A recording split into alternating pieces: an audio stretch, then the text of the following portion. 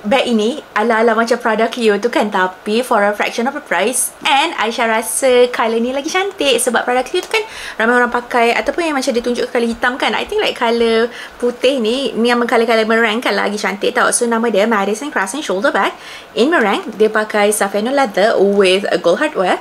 Yang ni kan top handle dia boleh, bukan top handle, shoulder strap ni boleh cabut. Sebab ini kan boleh tukarkan dengan crossbody strap. Aisyah tunjuk dulu rupa kalau pakai shoulder actually boleh panjangkan lagi sebab dia adjustable. I love how it looks on me. Saya nampak macam very chic. Dia luar dia kosong, dia macam very sleek punya design. Ada zipper dekat atas ni bentuk U macam tu kan. Okay, untuk crossbody strap dia ni adjustable and detachable. Boleh attachkan dekat yang belah sini. Okay, nampak tak atas ni adjust kan? Bawah ni tempat hookkan dia. Lepas tu boleh hookkan lagi satu dekat sini. Okay, belah dalam dia ada zip pocket, ada multifunction pocket. Aisyah try masukkan medium wallet. So this is a medium wallet. Long wallet memang tak boleh. Lepas tu Aisyah masukkan phone Pro Max kat dalam ni.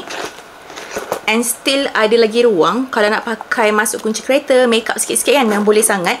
Okay, sebabkan dia bentuk U, kena tutup slowly lah sebab nanti kan rosak pula. Sebab dia kan macam berbentuk kan. Ni rupa kalau pakai crossbody.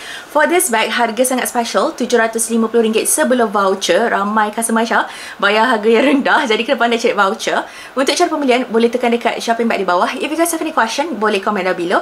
Dan jangan lupa tekan button follow.